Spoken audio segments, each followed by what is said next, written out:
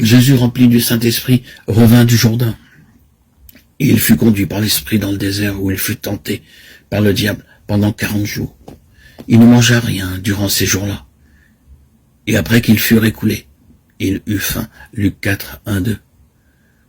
C'est par amour pour nous qu'il a vaincu toutes ces tentations. Aussi connaît-il toutes les espèces de tentations que nous devons affronter. Toutes les fois que nous aurons quelques faiblesses ou quelques tentations à surmonter, le Seigneur nous aidera.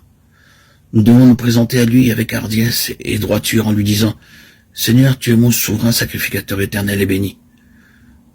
Je traverse telle tentation et telle épreuve. Seigneur, je suis impuissant, je ne sais vraiment pas comment je peux me tirer d'affaire. En tant que souverain sacrificateur, veille dans ta bonté, intercéder en ma faveur. » C'est ainsi par son intercession que nous surmontons toutes nos tentations et toutes nos épreuves. Jour après jour, nous sommes transformés à son image. Par sa grâce, son amour et son sang précieux. Un jour nous le verrons. Alors nous serons semblables à lui, et nous serons participants de sa gloire et de sa beauté. C'est avec cette gloire-là que nous gouvernerons la nouvelle création. Nos épreuves terrestres, nos tentations, nos afflictions d'ici-bas nous y préparent. Quel dessein élevé notre Seigneur a en vue en nous sauvant. Nous, des créatures si insensées. Certains parents fortunés ont des ambitions élevées pour leurs enfants. Ils aimeraient les voir occupés de hautes fonctions au cours de leur vie. Mais si vous demandez à un tel petit enfant ce qu'il veut devenir lorsqu'il sera grand, il déclarera vouloir devenir agent de police. Si vous lui en demandez la raison, il vous dira « Je pourrais arrêter toute la circulation ». En tant qu'enfants, ils ne peuvent pas comprendre le grand dessein de leurs parents pour leur existence. Bien souvent, nous ne comprenons pas le grand dessein de notre Père Céleste pour nos vies.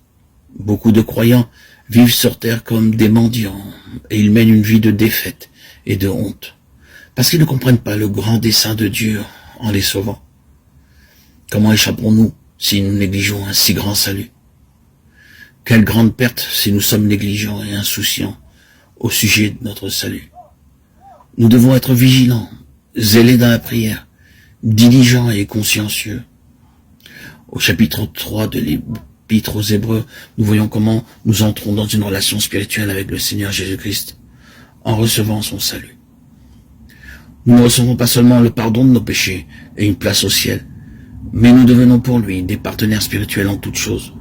Cette relation est unique dans son genre. En d'autres endroits de la Bible, nous sommes appelés collaborateurs et partenaires de Dieu, car nous sommes ouvriers avec Dieu. Vous êtes le champ de Dieu, l'édifice de Dieu. 1 Corinthiens 3, 9. Puisque nous travaillons avec Dieu, nous vous exhortons à ne pas recevoir la grâce de Dieu en vain. 2 Corinthiens 6, 1.